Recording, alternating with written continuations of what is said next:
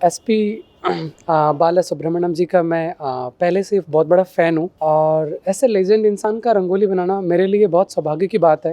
इसे बनाने मुझे लगभग 12 से 15 घंटे लगे हैं और 2 दिन में मैंने बनाया इसे, कल और आज। लेकिन इसके पहले रंगोली मैंने सिखाया यहाँ पे 3 दिन वर्कशॉप हुआ यहाँ पे क्रिएटिव मल्टीमीडिया आर्ट स्कूल में।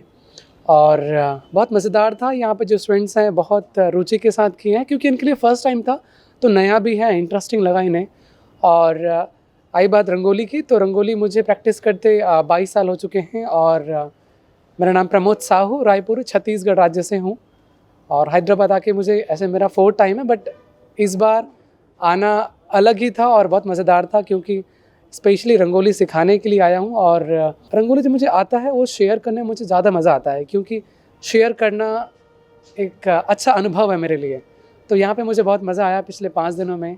900 पोर्ट्रेट के लिए मुझे लगभग 20,000 घंटे लगे होंगे क्योंकि मैं एक पोर्ट्रेट को करता हूँ, किसी को 10, किसी को 15, 30, 40, 50 एक पोर्ट्रेट के लिए होता है। ऐसे तो मैं पिछले 22 सालों से कर रहा हूँ प्रैक्टिस, तो मन ऐसा करता रहा कि ये तो हो गया, व्हाट नेक्स्ट। क्योंकि व्हाट नेक्स्ट अभी मैं बोलता था तो इससे ऊपर क्या होने का है। तो ट्रेडिशनल रंगोली के बाद मुझे लगा कि ये रियलिस्टिक होने चाहिए, तो मैंने फ्लावर्स रियलिस्टिक बनाया। उसके बाद 2011 की बात है कि मैंने 3D रंगोली बनाया। 3D रंगोली के बाद मैं 2016 में हाइपर रियलिस्टिक पोर्ट्रेट किया कि जिसमें पोर्ट्रेट के एक एक हेयर दिखे फेस में एंड स्किन के टेक्सचर्स दिखें, वो उसमें जो कलर्स हैं वो ट्रू कलर्स लगना चाहिए। तो उसका मैंने जितना हो सके ज़्यादा प्रैक्टिस किया और हर रंगोली को मैंने बहुत टाइम दिया। मतलब मैंने पहले बताया कि 30 घंटे 50 घंटे ऐसे मैं एक रंगोली को देता हूँ, तो ज़्यादा अच्छा बनता है वो। ऐसे तो कलर मैं प्राइमरी सेकेंडरी के बाद मैं ब्लैक एंड वाइट लेता हूँ, तो टोटल 8-9 कलर होते हैं। उसी कलर से मैं 200 से ज़्यादा मैं कलर्स बनाता हूँ। हाँ, 8-9 कलर से मैं 200 से ज़्यादा कलर बनाता हूँ, फिर वो पोर्ट्रेट्स में काम आते हैं। कभी कभी 600 प्लस हो जाते हैं कलर्स, क्योंकि एक आँख में ही हमारे मान के चलिए 40 से 50 कलर होते हैं एक आँख में। हमें लगता है कि ये ब्लैक है और ये वाइट है, ऐसा बिल्कुल नहीं है। ब्राउन, ब्लू, हाइलाइट्स, ऐसे पिंक, रेड, ये सारे कलर्स आते हैं, तो 40 to 50 कलर्स हो जाते हैं। तो ये प्रिपरेशन कलर्स के दौरान होता है। ऐसे तो टेम्पररी है ये, रंगोली बनता है और मिट जाता है। मेरा सोच ऐसा है कि यदि बन के मिट जाता है तो बनाने में और मज़ा आता है। मेरे पास कुछ नहीं होता उस वक्त, तो कुछ नहीं है तो चलो और क्या बनाएं। तो वो जो क्यूरियोसिटी है कि हमेशा बनाते रहो, हमेशा काम करते रहो, हमेशा अपग्रेड करते रहो, तो ये मुझे बहुत मज़ा आता है। तो ऐसे फिक्स हो सकता है, बट फ़िलहाल मैं नहीं चाहता कि इसे फिक्स किया जाए, क्योंकि रंगोली है, टेम्पररी है और फ्लोर पे है तो अच्छा है। क्योंकि पेंटिंग्स तो ऑलरेडी वॉल के लिए तो है ही ऑप्शन पे, तो ये यूनिक आइडेंटिटी है रंगोली। कुछ ऐसे लोग हैं जिन्होंने मुझसे बनवाया है, तो वो उनका ऐसा लगता है कि वो शायद 10-20 साल रखना चाहें, क्योंकि वो घर के अंदर बनवाया है तो बहुत प्यार करते हैं उस पोर्ट्रेट्स को, तो वो लोग रखे हैं।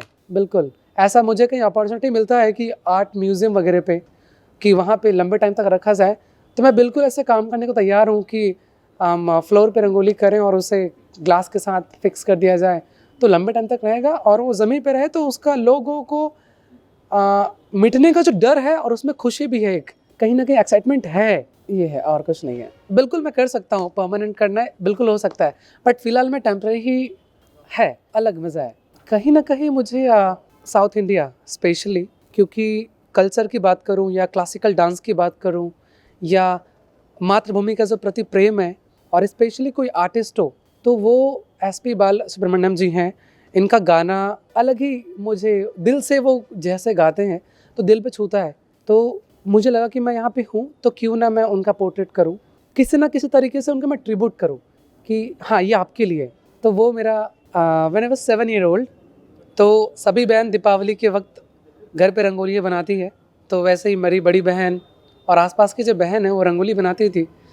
तो मेरी जो बड़ी बहन है वीणा दीदी, वो रंगोली कर रही थी, तो मेरा काम था कि कलर्स को छेड़छाड़ करना। एक्साइटेड था कि मैं भी रंगोली करूं कहीं ना कहीं, लेकिन दीदी को गुस्सा आता था कि मैं कलर्स को यहाँ से वहाँ उठा के रखता था, फेंक देता था। मैं ट्राई करता था, लेकिन दीदी ने एक दिन कहा कि ले तू ही कर, क्योंकि वो इरिटेट हो गई मुझसे। तो डांट भी पड़ा, फटकार मिली और रंगोली भी मिल गई मुझे साथ में।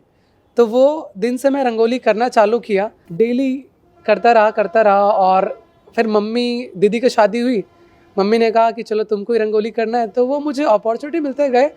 तो मैं हर साल कहीं ना कहीं रंगोली करता गया और अपग्रेड करता गया उन्हीं चीज़ों को। तो वो इंस्पिरेशन है कि शुरुआत कुछ इस तरह हुई और गुरुओं से ज्ञान मिलता रहा कि रंगोली को कैसे ऊपर लेके जा सकते हैं। वो मुझे गाइड करते रहे कि कोई काम बेस्ट कैसे हो सकता है। मेरे पिताजी एक गुरु हैं, वो बोले थे कि यदि कोई काम एक बार में नहीं होता, उसे दोबारा करो, तीसरे बार करो, और जब तक ना हो तब तक करो, आखिरी में आपसे होगा ही होगा। तो वो जो चीज़ें हैं रंगोली में वो चीज़ अप्लाई हुआ मेरे साथ और वो मैं प्रैक्टिस कर रहा हूँ। फर्स्ट ऑफ ऑल कि चैलेंजिंग था मेरे लिए, क्योंकि यहाँ पे जो भी स्टूडेंट्स हैं इस सब के लिए रंगोली नया था, वो फर्स्ट टाइम रंगोली पकड़ें। तो जो न्यू होते हैं उनको सिखाने में हमारा बहुत बड़ा चैलेंज होता है। तो इन लोगों को फर्स्ट डे ही हमने कलर पकड़ना सिखा दिया, ये हमारे लिए बड़ी बात थी। Lines and colour fill up and colour blending वाली जो बातें हैं जो बहुत नीड होता है रंगोली के फील्ड में, तो लाइंस, कलर फिलअप और ब्लेंडिंग के लिए इनको सिखाना हमारे लिए बहुत इंटरेस्टिंग था। और सभी स्टूडेंट्स ने, मैं कहूँ कि उन चीज़ों को बखूबी निभाया। आई बात प्रैक्टिस की, तो मुझे ऐसा लगता है कि यदि वो लोग 10 से 15 रंगोली बनाते हैं तो उनका स्किल ग्रो करेगा। ये टाइम मांगता है प्रैक्टिस, ये प्रैक्टिस मांगता है। तो यदि प्रैक्टिस अच्छा होगा तो ये लोग भी बहुत प्यारा काम करने वाले हैं। तो बहुत मज़ेदार था। 2 क्लास था, कोविड की वजह से हमने दोनों को बैच को अलग अलग रखा और लाइव उन्होंने देखा, मज़ा आया। लेकिन हाइपर रियलिज्म रंगोली ये मेरा 18th है, 18वां नंबर का ये पोर्ट्रेट है। ये नंबर ऑफ रंगोली है मेरे हाइपर रियलिज्म की। ये जो पोर्ट्रेट है इसका नाम सियानिन है। सियानिन मतलब कि होता है कि घर की फीमेल मुखिया, मतलब घर में यदि कोई महिला मुखिया होती हैं उनको बोलते हैं सियानिन। तो इस पोर्ट्रेट को मैंने रांची में किया था, रांची झारखंड। तो इसे मुझे करने में लगे थे 42 आवर्स। मैंने इसमें बताया था करीबन 4 दिन बिताए थे, डेली 10 to 12 आवर्स ऐसा होता था। पोर्ट्रेट से ज़्यादा मुझे टाइम इनके ज्वेलरीज में लगे थे। तो वो चैलेंजिंग था क्योंकि ब्लैक और वाइट से मुझे सिल्वर दिखाना था और कुछ कुछ जगह ब्लू कलर्स के रिफ्लेक्शंस थे और उनके माथे में गोदना है, ट्रेडिशनल टैटू ऑफ छत्तीसगढ़। तो ज्वेलरीज एंड साड़ी के प्रिंट्स चैलेंजिंग था। मैं हमेशा चाहता हूँ कि चैलेंजिंग पिक्चर हो, मेहनत करें और अपने आप को इन्हेंस करें हर काम पे। तो वो बहुत मज़ेदार पोर्ट्रेट था मेरे लिए। मैंने अब तक ऐसे कोई रंगोली नहीं बनाया है जिसमें मैंने अपना 100% दिया हो। सब में 70-80 तक किया है। 100 दूँ मैं ऐसा कोई काम। वैसे पिक्चर का मैं वेट कर रहा हूँ, वैसे मैं फ़ोटोग्राफी में करता हूँ।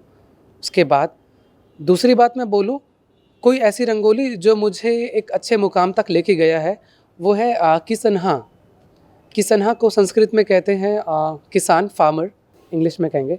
तो वो रंगोली ने मुझे एक अलग पहचान दिया है। मैंने पुणे महाराष्ट्र में रंगोली किया था और उस रंगोली को करने मुझे लगे थे 31 आवर्स लगे थे और नेशन वाइड वो बहुत वायरल हुआ पिक्चर।